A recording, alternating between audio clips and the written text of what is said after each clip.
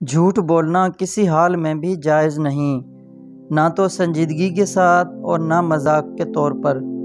اور یہ بھی جائز نہیں کہ تم میں سے کوئی اپنے بچے سے کسی چیز کے دینے کا وعدہ کرے اور پھر پورا نہ کرے۔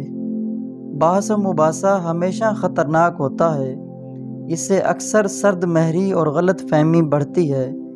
ممکن ہے تم اپنے دوست سے جیت جاؤ مگر ساتھ ہی اپنے دوست کو بھی کھو دو گے۔ نبی کریم صلی اللہ علیہ وسلم نے ارشاد فرمایا، اللہ سبحانہ و تعالی نے میرا انتخاب فرمایا اور پھر میرے لیے میرے صحابہ کو منتخب کیا، پھر ان میں سے کچھ کو میرا قریبی ساتھی، کچھ کو میرا مددگار اور کچھ کو میرا سسرالی رشتہ بنا دیا۔ لہٰذا جو شخص ان کو برا بھلا کہے گا اس پر اللہ کی، اس کے فرشتوں کی اور سارے انسانوں کی لعنت ہوگی، اور قیامت کے دن نہ اس کی نفل عبادت قبول ہوگی اور نہ ہی فرض۔ نبی کریم صلی اللہ علیہ وسلم نے ارشاد فرمایا، زیتون کا تیل کھانے وغیرہ میں استعمال کیا کرو اور اسے جسم پر بھی لگاؤ، کیونکہ یہ تیل مبارک درخت سے نکلا ہوا ہے۔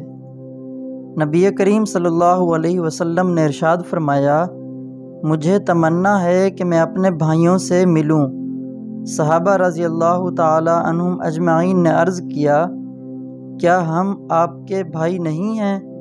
آپ صلی اللہ علیہ وسلم نے ارشاد فرمایا، تم تو میرے ساتھی ہو، میرے بھائی وہ ہیں جو مجھے دیکھے بغیر مجھ پر ایمان لائیں گے۔ راستے سے تکلیف دہ چیز کا ہٹانا۔ حضرت ابو ہریرہ رضی اللہ تعالی عنہ فرماتے ہیں کہ میں نے رسول اللہ صلی اللہ علیہ وسلم سے عرض کیا، اے اللہ کے نبی، مجھ کو کوئی ایسی چیز بتلا دیجئے جس سے میں فائدہ اٹھاؤں۔ آپ صلی اللہ علیہ وسلم نے ارشاد فرمایا، مسلمانوں کے راستے سے تکلیف دہ چیز ہٹا دیا کرو۔ مولی کے پانی میں نمک ملا کر ہاتھ پاؤں پر مساج کریں، 100 سال تک ہاتھ اور پاؤں کا رنگ سفید رہے گا۔